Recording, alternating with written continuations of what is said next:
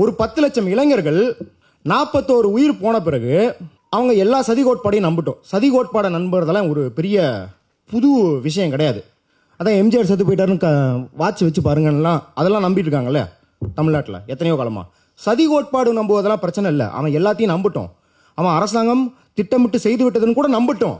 ஆனால் அதை நம்பியிருந்தால் அந்த 10 லட்சம் இளைஞர்கள் ஜஸ்டிஸ் ஃபார் கரூர் விக்டம்ஸ் போட்டிருக்கணும். ஆனால் ஸ்டாண்ட் வித் விஜய் அப்படின்னு போடுறானா அந்த மனநிலை எப்படி உருவாக்கப்பட்டிருக்கிறது? அது இயல்பான மனநிலை இல்லை. அந்த பசங்க என்ன வந்து ஸ்கூல் போகும்போதுலேருந்தே நம்ம கொடூரமான மனிதர்களாக இருக்கணும், கொடூரமாக சிந்திக்கணும், யார் செத்தாலும் கவலைப்படக்கூடாது அப்படின்னு சின்ன வயசுலேருந்து ஊட்டி வளர்க்கப்பட்டிருக்காங்களா? அப்படிலாம் கிடையாது இல்லையா? அப்போ இந்த சிந்தனை புதுசு. அப்போ இந்த சிந்தனை எப்படி உருவானது அப்படின்னு நம்ம புரிஞ்சுக்கணும். புரிஞ்சுக்கல அப்படின்னா 18th புரோமையர் அப்படின்னு சொல்லிட்டு ஒரு புத்தகம் இருக்குது.